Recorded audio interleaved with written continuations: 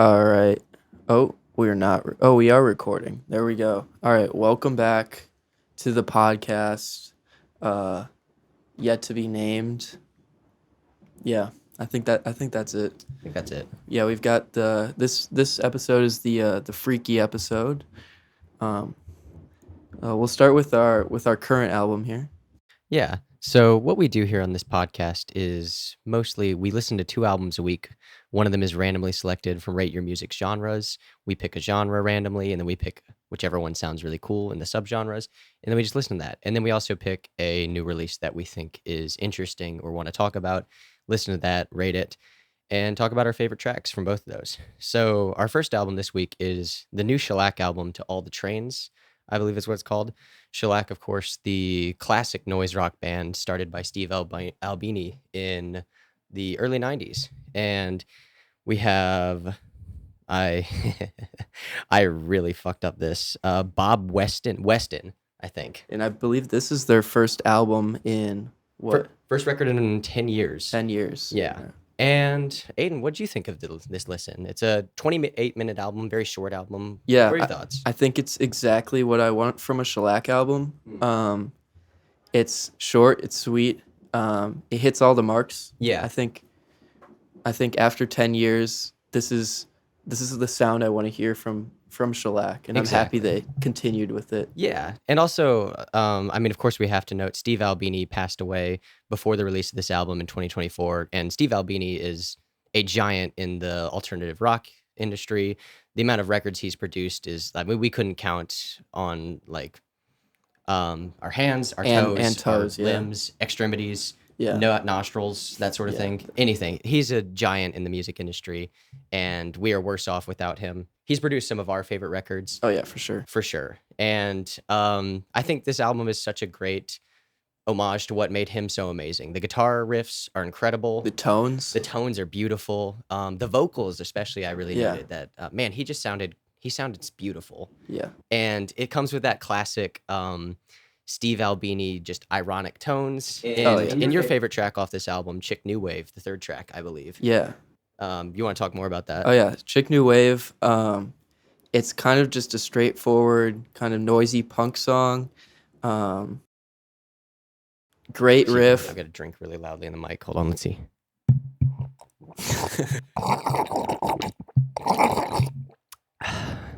Sorry. What was that beverage of choice today?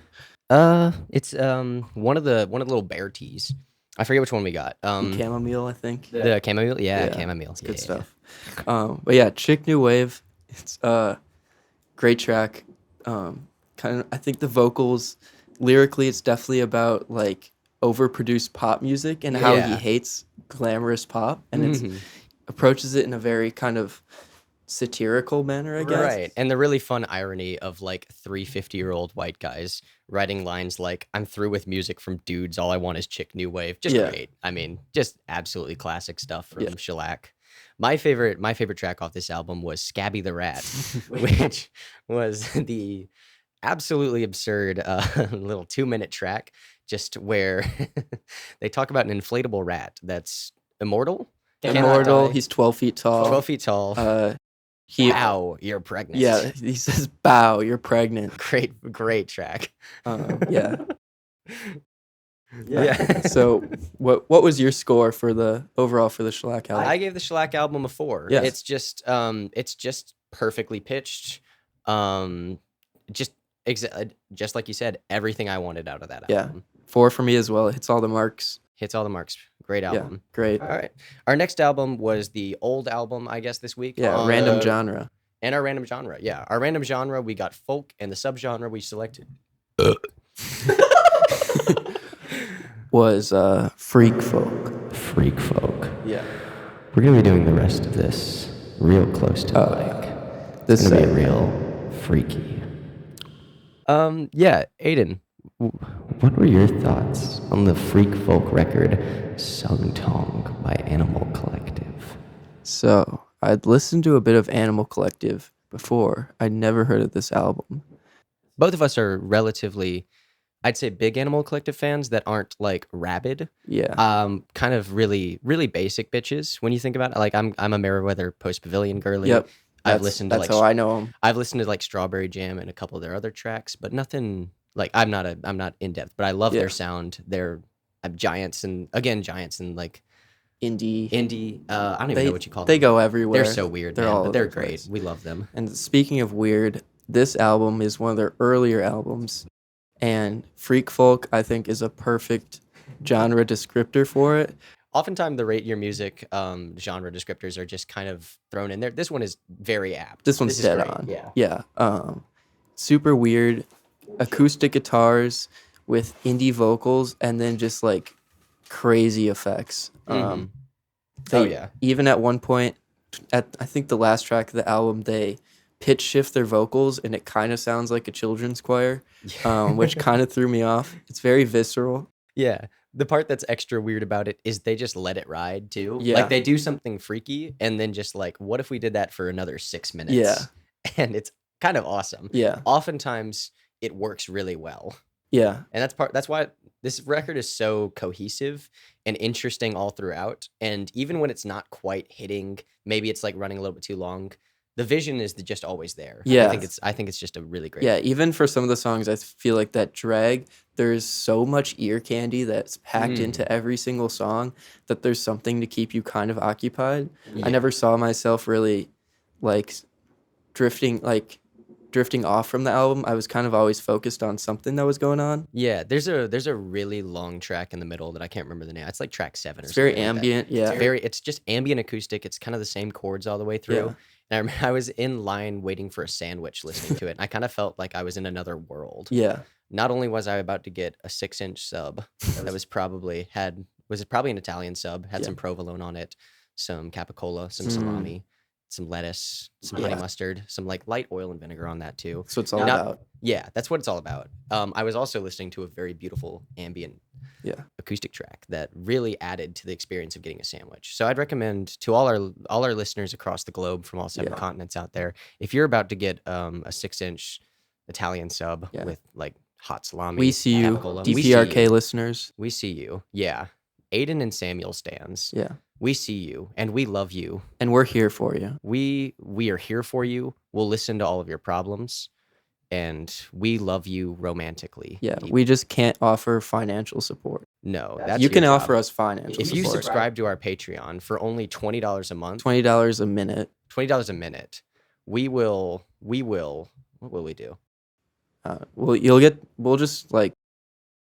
You can touch us. You can get I'll give you a firm handshake. Yeah, that's what I meant. Yeah. Okay. What was your favorite track off this Animal Collective album? I liked, and I always mispronounce the name of this one. White Winter Hymnal, Rabbit. White. Let me look. That's something about a white rabbit. I got it written down. No, wait, I don't. It's wait, do I? Oh, Who Could Win a Rabbit? Who Could Win a Rabbit? Yeah, that one's kind of. It's kind of a weird track in context with the rest of the album. It's very jumpy. Yeah. And it kind of vocally reminds me of like a They Might Be Giants kind of vocal tone. Yeah. I don't know how to explain it, but it's very jumpy and like upbeat, which is it's very weird right after this very like spacey intro track. It's the second track on the album. Yeah. The only thing I wrote down for it was medieval, but in a very lo-fi choppy style. Yeah. It's very odd. It's got a melody that goes like da da da da da da da da, like kind of all over the place. Yeah. Instead of kind of staying very stagnant. And it's such a weird track, man. It's so good. I couldn't even tell what they're talking about. Yeah.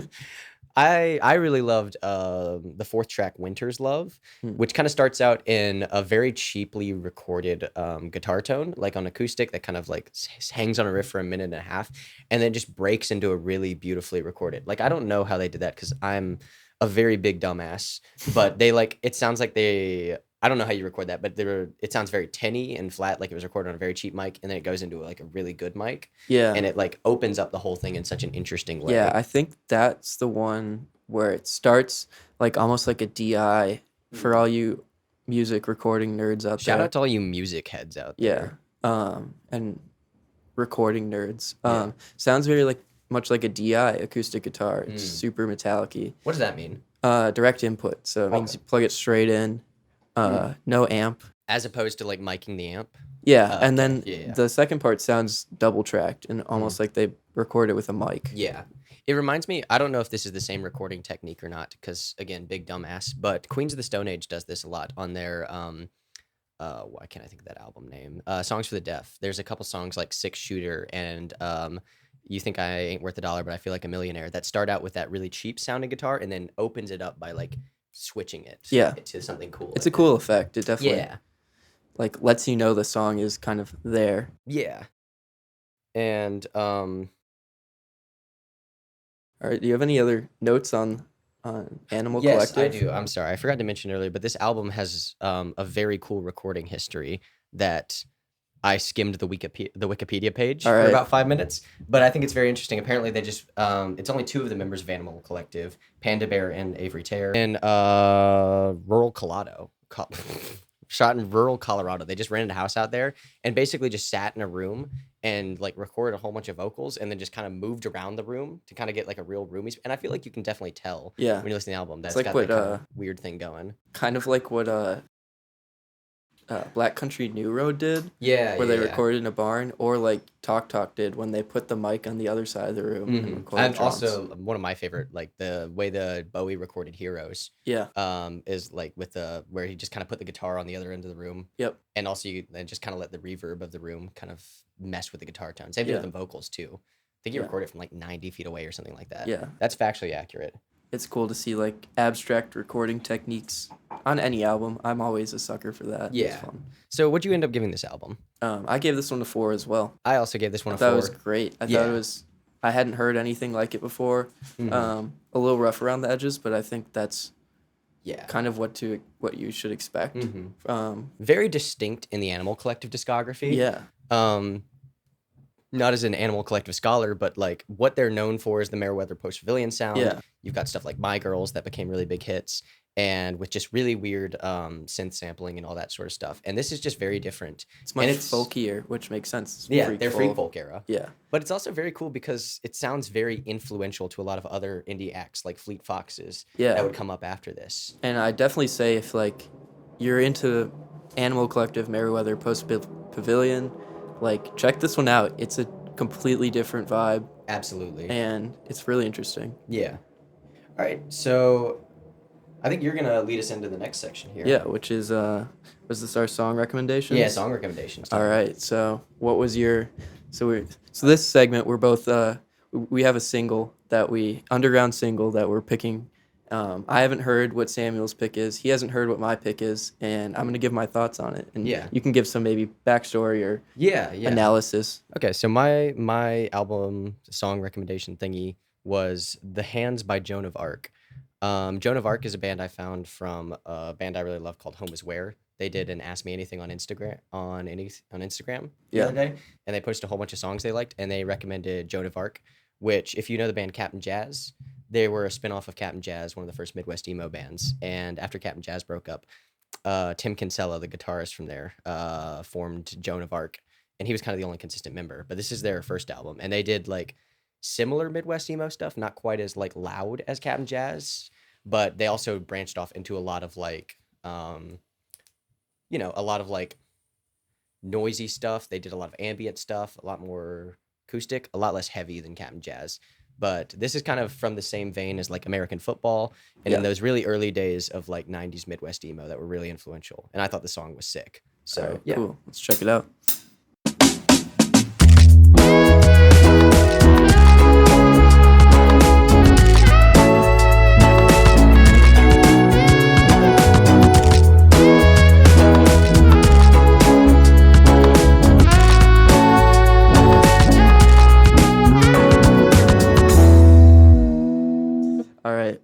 So we just listened to the Joan of Arc song. I guess I'll give my thoughts on it now. Song's awesome. Check that one out. That one's cool. It's got this really like kind of clean, like you said, American Football almost guitar thing going on with this like I think it's either a synth or some percussion instrument. Yeah, there's some weird thing. It's almost like it sounds like it goes like woo woo. Yeah, it's got like the same like wavelength as like when you flick a doorstop and it goes blah, blah, blah, blah, blah, but Yeah, it's like not harsh. yeah, and that goes through the whole song. Yeah. And then I knew it was a Midwest emo song, and I still wasn't expecting the vocals. Oh, do you not know Captain Jazz? No. Oh, Captain Jazz is great, but that's the vocal style there of the Yeah, and it's just great. yeah, He's got such a unique it's voice. awesome. Yeah. Lyrically, it's kind of funny, kind of tongue in cheek. Hmm. Um, yeah, I have no other notes. I Yeah. think it's got really weird synths at the end. So if you like weird synths, like yeah, that Mhm. one it's awesome. It's like 240 doesn't feel like it's that long at all. Mhm. It just goes by really smoothly. Yeah, great track. Yeah. Thank you. All right. What's your pick? So this is gonna be a fun one for you. I picked "Pizza Time" by 𝓯𝓻𝓮𝓪𝓴𝔂, is the All right. artist. So he's kind of coming up out of the kind of the SoundCloud scene, Mhm. kind of a like Playboy Cardi kind of sound, rage sound kind of spin-off. Mhm. From what I know, he I know he just released an album now, which I haven't listened to yet. But this song is kind of has been an earworm for me. Usually not the style I'd kind of go to, but something about it. The production's really cool. Music video's really weird. And yeah, kind of a Playboy Cardi style. And I think he does some of his own production as well. So Yeah. let's give it a listen. Ooh, that was cool. Ooh. All right, That was cool. it was cool.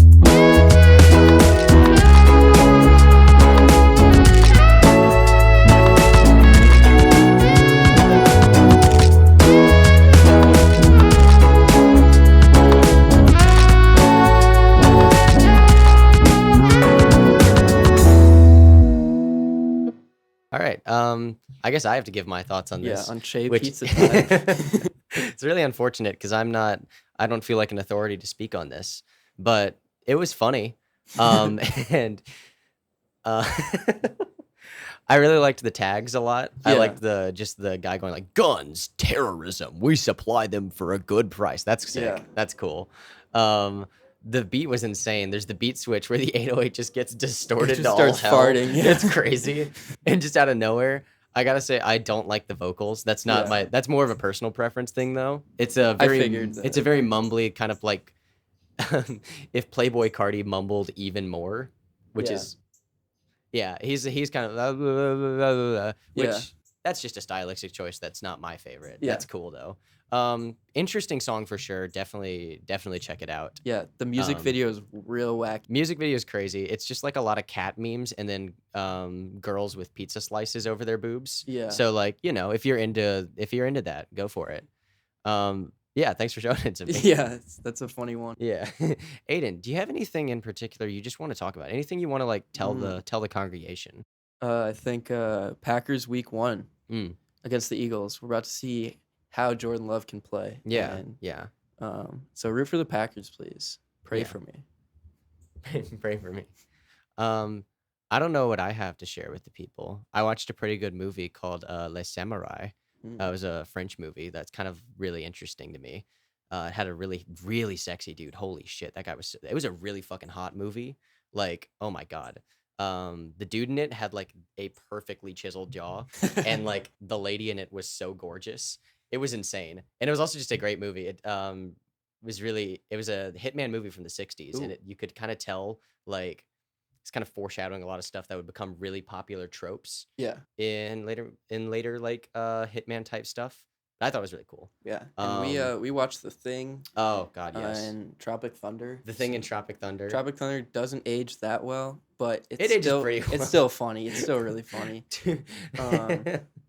And The Thing is just a great movie. Thing's Kurt the Russell. best. Kurt Russell's the greatest leading man in like that sort of movie ever. Yeah. Greatest hair, greatest beard, Great greatest hat, hat. Yeah, greatest the hat. hat. Childs did nothing wrong. All right, I think now we get to announce our album. For Our next album, week. yeah. We're still waiting on a pick from our correspondent in the field. Yeah. But we do have the new album, Yeah, which is Aiden's so- pick this week. So for this next week, please listen to this, and then I don't know, share your thoughts with us because we'll be listening to it as well this week. We will be listening to the new Magdalena Bay album, which is called Imaginal Disc. So Sick album cover. yeah, really cool album cover. Magdalena Bay, Imaginal Disc. That's the new album for next week. So yeah, I guess with that, we'll see you next week. Bye, y'all. Peace out.